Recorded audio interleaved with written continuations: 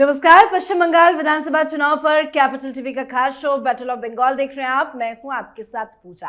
पश्चिम बंगाल में कल 16 जिलों की 152 सीटों पर पहले चरण का मतदान होगा। इस चरण में 1478 उम्मीदवार चुनावी मैदान में हैं। बंगाल में 2001 के बाद पहली बार 2 चरणों में चुनाव संपन्न कराए जा रहे हैं। वर्ष 2021 का बंगाल चुनाव 8 चरणों में हुआ था, पर इस बार प्रशासनिक सुधार और सुरक्षा की बेहतर योजना के कारण केवल 2 चरणों में पूरी प्रक्रिया पूरी की जा रही है और पहला चरण काफी महत्वपूर्ण है। सुरक्षा के कड़े इंतजाम हैं, चप्पे चप्पे पर सेंट्रल फोर्स की तैनाती है। तो कल का चुनाव कैसे बढ़ा रहा है ममता बनर्जी की परेशानी, उस पर तो चर्चा करेंगे ही, पर सुप्रीम कोर्ट से ममता बनर्जी को आज तगड़ा झटका लगा है। वोटिंग से ठीक पहले ममता बनर्जी को सुप्रीम कोर्ट ने जमकर फटकार लगाई है। दरअसल आज सुप्रीम कोर्ट में आईपैक रेड मामले को लेकर सुनवाई हुई। सुनवाई के दौरान बेंच ने कहा कि हमने कभी नहीं सोचा था कि देश में ऐसा दिन भी आएगा जब कोई मुख्यमंत्री खुद जांच के बीच में दखल देगा। कोर्ट के मुताबिक ये राज्य बनाम केंद्र का विवाद बिल्कुल नहीं है। ये एक ऐसा मामला है जहां एक व्यक्ति जो मुख्यमंत्री के पद पर है वो जांच प्रक्रिया को प्रभावित कर रहा है। कोर्ट ने कहा कि एक मुख्यमंत्री का जांच के बीच में हस्तक्षेप करना लोकतंत्र के लिए बड़ा खतरा है। तो चुनाव से ठीक एक दिन पहले कैसे फंस गई हैं ममता बनर्जी, आज इसी पे चर्चा करेंगे। मेरे साथ स्टूडियो में मौजूद हैं कैपिटल टीवी के एग्जीक्यूटिव एडिटर राजीव जी और senior journalist Raj Singh. Sir, आप दोनों का बहुत बहुत स्वागत है। धन्यवाद।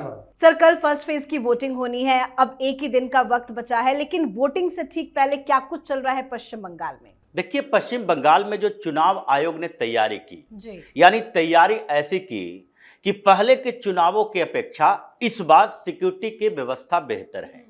और ममता बनर्जी जो चालाकी करती थी, यानी अगर 7 फेज 8 फेज में चुनाव होंगे तो इसका मतलब है कि ममता बनर्जी को मौका मिल जाता था कि वोट शिफ्ट कैसे किया जा सकता है। ये सारी चालाकी पहले प्रशांत किशोर ने कुछ ममता बनर्जी को तरकीब बताई, उससे पहले ममता बनर्जी की पार्टी के कुछ लोगों ने तरकीब बताई कि देखिए, पश्चिम बंगाल में चुनाव होता है तो पहले तो जो वामपंथी सरकारें हुआ करती थी उसने अपने पूरी किलेबंदी कर रखी थी कि जितने क्लब हैं कब्जा करो, जो हथियारबंद दस्ता वामपंथियों की रही उसको खुलेआम बाहर निकालो और उनको पार्टी में शामिल करो, दबंगई करो, और उसके अलावा जो बांग्लादेशी घुसपैठियों को बुलाए हो और एक क्षेत्र से दूसरे क्षेत्र में जो वोटर रिपीटेशन है उन लोगों के लिए व्यवस्थाएं करो। यानी अगर एक फेज का चुनाव हो गया तो दूसरे क्षेत्र में जहां सेकेंड फेज में चुनाव होना है वहां पहले फेज वाले की तैनाती कर दो। पश्चिम बंगाल में ये खेल बहुत लंबे समय से चलता रहा। ऐसा नहीं है कि केवल टीएमसी की सरकार में हुई। टीएमसी की सरकार ने वही काम किया, ममता बनर्जी ने वही सारे काम किए जो वामपंथियों की सरकारों ने किए थे, और इसीलिए उसी तरीके से आगे बढ़ती गई। चुनाव आयोग को सारे इनपुट धीरे धीरे मिलते गए और इसी कारण से चुनाव आयोग ने सोचा कि वोट शिफ्टिंग का खेल खत्म करने के लिए चुनाव के चरण को कम करना पड़ेगा। 2 ही चरण में चुनाव हो। डिमांड तो थी कि एक ही चरण में हो तो ज्यादा बेहतर है, लेकिन एक चरण में कराने के लिए उतने संसाधन चुनाव आयोग जुटा नहीं पाता तो 2 चरण में चुनाव करवाया। अब अभी वोटिंग से पहले जो ममता की परेशानी है कि जिन क्षेत्रों में इनका ऐसा होता था कि सबसे अलग से एक चरण में चुनाव हो उसको मिक्स कर दिया गया दूसरे क्षेत्रों से। तो जो इनका आधार था यानी मुस्लिम बेल्ट में, चाहे उत्तरी दिनाजपुर हो, मालदा हो, मुर्शिदाबाद हो, या फिर पश्चिमी मेदिनीपुर हो, या फिर उसके इर्द गिर्द के कुछ और क्षेत्र हों, इन जगहों पर वो स्पेशल रखी रहती थी कि जब यहाँ चुनाव होगा तो पूरे नॉर्थ बंगाल से लोग लाएंगे, फिर उसके बाद कोलकाता, हावड़ा, हुगली, इन क्षेत्रों के लोगों को वहां पर शिफ्ट करेंगे, और मुस्लिम बहुल इलाकों में तो दूसरे की वोटिंग ही ना हो इसके लिए इन लोगों की तैनाती गांव के चौक चौराहे पर भी करेंगे। ये सारे एजेंडे फेल हो गए, तरकीब खत्म हो गई, तो अब छटपटाहट तो होगी, क्योंकि फ्री एंड फेयर इलेक्शन हो तो ममता बनर्जी के लिए समस्या दुगनी हो जाती है। जनता के बीच कितना समर्थन है वो सामान्य तरीके से दिख जाएगा, और उसके बाद ये पता चलेगा कि वोटिंग पैटर्न जो चल रहा था अगर वो टूटा तो ममता बनर्जी की सरकार भी गई और पार्टी में तोड़फोड़ भी शुरू हो गई। बिल्कुल, और चुनाव आयोग शुरू से ही फ्री एंड फेयर इलेक्शन की बात करता आ रहा है, लेकिन ये चुनाव आपको कितना अलग दिख रहा है? अलग तो है नो डाउट, क्योंकि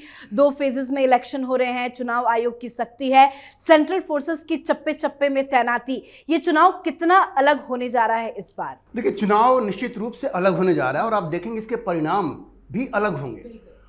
जब 2011 में ममता बनर्जी आई थी तो वो एक ऐसी सरकार को उन्होंने रिप्लेस किया था जो कि एक गुंडागर्दी से वो चुनाव जीता करती थी। ममता बनर्जी ने बहुत चालाकी से उसी मॉडल को अपना लिया और ये सत्ता पे काबिज हो गई। और उसमें आप देखिए कि जो फर्जी वोटर्स थे, जो पूरी लिस्ट थी उनकी, उन सबों ने बड़ा रोल प्ले किया। अच्छा, इस बार केंद्र सरकार, इलेक्शन कमीशन, इन लोगों ने पूरी तैयारी की है। अब देखिए, आज ही ममता बनर्जी का बयान देखिए, उनका ये कहना है कि लाखों की संख्या में सेंट्रल फोर्सेज हैं, वहां पर तैनात कर दिए गए हैं। तो इनका इरादा क्या है? ये बिल्कुल कब्जा करना चाह रहे हैं। इनका पूरा जो इकोसिस्टम है, जिसमें बहुत सारे जर्नलिस्ट हैं, बहुत सारे एक्टिविस्ट हैं, वो भी कह रहे हैं। अभी कुछ दिनों पहले कलकत्ता में ये सारे CAPF के चीफ्स की मीटिंग हुई, तो उन्होंने कहा कि ऐसा लग रहा है कि मिलिट्री टेक ओवर हो रहा है। महुआ मोइत्रे ने कहा।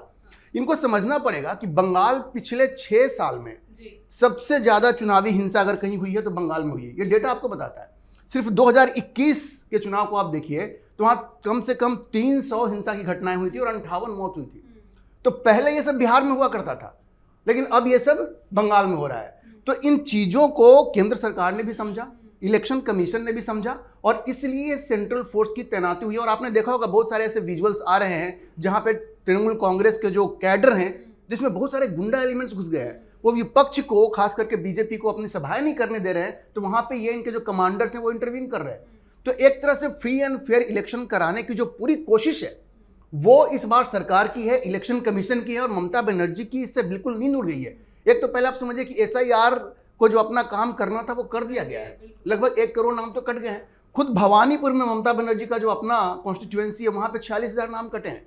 तो ये सब चीज को देखते हुए ममता बनर्जी बिल्कुल बौखला गई हैं। और जो बॉडी लैंग्वेज होती है ना, बहुत कुछ कहती है चुनाव से पहले। और आपका जो अप्रोच होता है, जिस तरह की आप भाषा का इस्तेमाल करते हैं, जिस तरह का भाषा का इस्तेमाल ममता बनर्जी कर रही हैं, और जो बॉडी लैंग्वेज है, उससे बहुत स्पष्ट है कि वो चुनाव हार चुकी हैं। उसकी वजह एक और भी है। देखिए, आप अपने प्रदेश की जनता को, अपने प्रदेश की महिलाओं को हिंसा के लिए उकसाती हैं, इसका क्या मतलब है? आप खुलेआम ये कह रही हैं कि चुनाव के दिन बूथ पे जाओ और किचन का सामान लेकर के जाओ, हमला करो। ये सब क्या दिखाता है? कि आपका कॉन्फिडेंस बिल्कुल लूज हो चुका है। तो जिस तरह की तैयारी इस बार इलेक्शन कमीशन ने की है, और इसलिए मैं कहता हूं कि इलेक्शन कमीशन को ममता बनर्जी चाहे ज्ञानेश कुमार को कितनी भी गालियां दे, क्रेडिट देना पड़ेगा कि बिना किसी दबाव में आए हुए उन्होंने सारी तैयारियां की।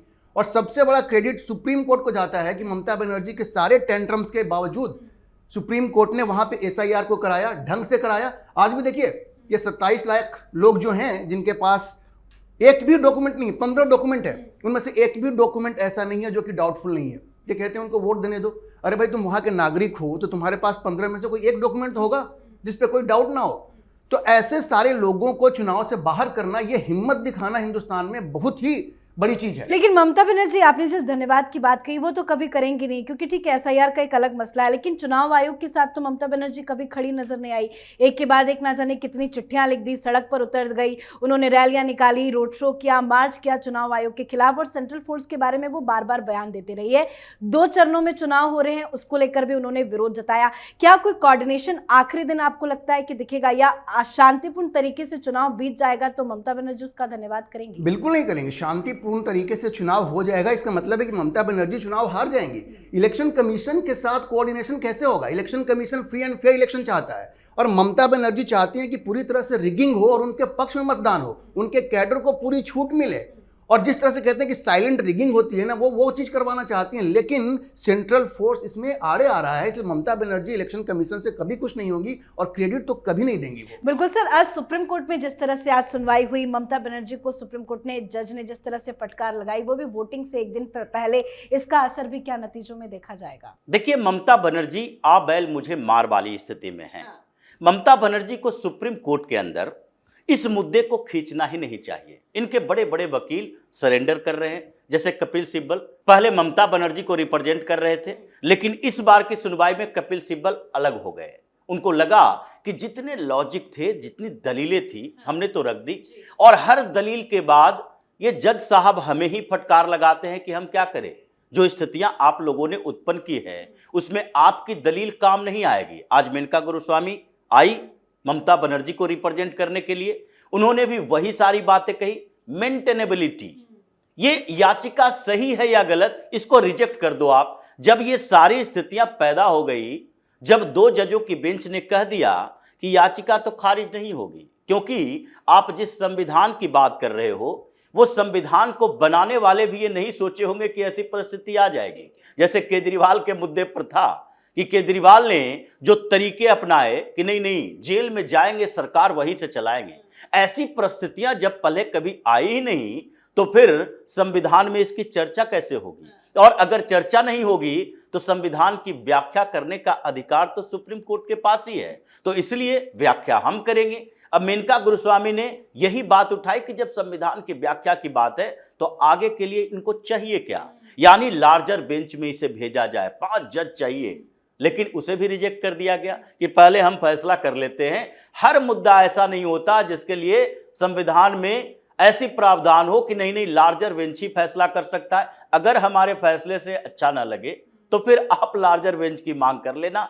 इधर ये पूरे वकीलों की फौज खड़ी करके रखी है। अभिषेक मनु सिंह भी आज सरेंडर कर चुके हैं, यानी उन्होंने कंक्लूड कर लिया कि अब आगे हमारे पास कोई लॉजिक है ही नहीं। सिद्धार्थ लूथरा को भी लाया गया, श्याम दीवान को भी लाया गया, इतने बड़े वकीलों की फौज आपने लाया और हर सुनवाई के दौरान ममता बनर्जी की फजीहत ही हो रही है। अब तो सीबीआई वारंट जारी हो चुका है। अब लग रहा है कि सुप्रीम कोर्ट ने मान लिया है इसकी सीबीआई जांच होगी और उसमें आर्टिकल 32, आर्टिकल 132 ये सब का जिक्र करने से कोई फर्क नहीं पड़ेगा। सारे वकील थक चुके हैं और इन लोगों ने मान लिया कि ममता बनर्जी का सीबीआई वारंट अब जारी होने वाला है। सुप्रीम कोर्ट ने जिस तरह से टिप्पणी की है वो कहीं ना कहीं यही संकेत है कि सीबीआई जांच की सहमति सुप्रीम कोर्ट की तरफ से मिल सकती है, क्योंकि इस पूरी प्रक्रिया को सुप्रीम कोर्ट ने कहा है कि नहीं बहुत गलत है, लोकतंत्र पर हमला बताया। कैसे फंसते दिख रही है आपको इस मसले में? देखिए, ये एक बहुत ही लार्जर इशू है और बात सिर्फ बंगाल तक की नहीं है।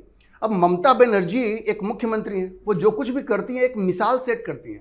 कल को किसी भी राज्य में अगर कोई इन्वेस्टिगेशन हो रहा है, ईडी इन्वेस्टिगेशन कर रही है, सीबीआई इन्वेस्टिगेशन कर रही है, कोई भी सेंट्रल एजेंसी कर रही है, वो अपना काम कर रही है और उस राज्य की मुख्यमंत्री वो सीधे वहां पहुंच जाता है डीजीपी के साथ, तमाम बड़े ऑफिसर्स के साथ, और जा करके वहां पे साक्ष्यों के साथ छेड़छाड़ करता है। मामला क्या है? आरोप यह है कि उन्होंने वहां पे जो डॉक्यूमेंट्स थे उसको उन्होंने उठा लिया, और किसने किया? मुख्यमंत्री ने। तो इसलिए सुप्रीम कोर्ट ने क्या टिप्पणी की है कि भाई ऐसा तो कभी संविधान के अंदर अलाउड ही नहीं है, मुख्यमंत्री जाकर के ऐसा काम करेगा। और देखिए, इस पे ना सिर्फ इंक्वायरी होनी चाहिए बल्कि जितने वहां पे ऑफिसर्स थे, चाहे वो डीजीपी हो चाहे दूसरे ऑफिसर्स थे, उनको सजा मिलनी चाहिए, क्योंकि ये एक मिसाल सेट होगा, प्रेसिडेंट सेट होता है। आज ये बंगाल में ही हो रहा है, कल को ये बिहार में होगा, कोई भी मुख्यमंत्री होगा, कोई भी गलत काम वो कर रहा है, 2-4 ऐसे चप्पुओं को, जो आईपैक का जो चीफ है, मनी लॉन्ड्रिंग का केस है ना, इसका इलेक्शन से क्या संबंध है?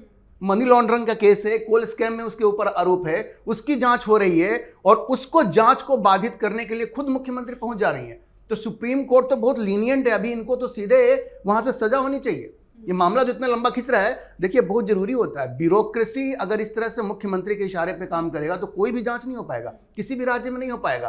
तो इसको बिल्कुल लॉजिकल कंक्लूजन तक ले जाना चाहिए और सुप्रीम कोर्ट को इसमें सीबीआई इंक्वायरी करेगी, वो तो अपनी जगह पे है, लेकिन पहले इन लोगों ने जिस तरह से इंटरवीन किया है इसके ऊपर सुप्रीम कोर्ट को कड़ा एक्शन लेते हुए पहले तो इनको सजा देनी चाहिए, मैं ये मानता हूं। सुप्रीम कोर्ट का रुख तो कड़ा नजर आ रहा है जिस तरह से टिप्पणी सुप्रीम कोर्ट की तरफ से की जा रही है, लेकिन वोटिंग से ठीक एक दिन पहले इस तरह की टिप्पणी सामने आती है और ये मुद्दा भी गर्म है। चुनाव के ठीक एक दिन पहले जनता के जहन में इस तरह की चीजें रहती है कि आईपैक के दफ्तर से ममता बनर्जी फाइल लेकर निकल रही है, इतने सारे आरोप लग रहे हैं, इसका असर भी क्या आपको लगता है वोटिंग पे दिखेगा? देखिए, वोटिंग पे मुझे बहुत ज्यादा असर इसका होगा ऐसा नहीं लगता है। देखिए, बंगाल में क्या है, वहां से जो खबर आ रही है, वो जितने लोग एंटी ममता हैं, जो ममता के खिलाफ वोटिंग करना चाहते हैं, उनके साथ समस्या क्या है, उनको एक बात का बहुत बड़ा डर है। वो डर क्या है कि चुनाव के बाद उनके साथ क्या होगा, ममता बनर्जी क्या करेंगी, तो वो जिसको वोट देना चाहते हैं, अब जहां पे भारतीय जनता पार्टी आती है, वो उनसे एक तरह से सिक्योरिटी की उम्मीद करते हैं। आप याद कीजिए 2021 में जब चुनाव परिणाम आए उसके बाद क्या हुआ,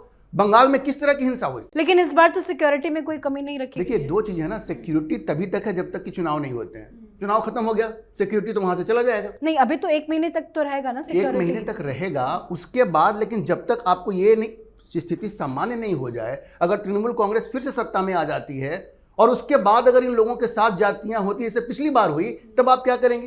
तो इसका भी एक समाधान निकालना पड़ेगा। सेंट्रल फोर्स को जब तक वहां स्थिति सामान्य नहीं हो जाती है तब तक वहां पे रखना चाहिए। उसके बगैर ये जो वोटर है ना बीजेपी के, वो निकल के बाहर नहीं आएंगे, ये आपको समझना पड़ेगा। जी बिल्कुल, बहुत बहुत धन्यवाद सर आप दोनों का। धन्यवाद। धन्यवाद। तो कल का दिन अहम है, सभी की निगाहें बंगाल चुनाव पर टिकी है। सुरक्षा के कड़े बंदोबस्त किए गए हैं। सीएपीएफ की कुल 2460 कंपनियां तैनात की गई है। ड्रोन और सीसीटीवी कैमरों से भी चुनाव प्रक्रिया की निगरानी की जा रही है। टीएमसी में खलबली है, ममता बनर्जी परेशान है और चुनाव आयोग काफी सख्त है। वहीं सुप्रीम कोर्ट से भी ममता बनर्जी को तगड़ा झटका लगा है। तो आपको क्या लगता है, क्या होगा? आप भी कमेंट करके अपनी राय लिखिएगा। देखते रहिए कैपिटल टीवी। नमस्कार।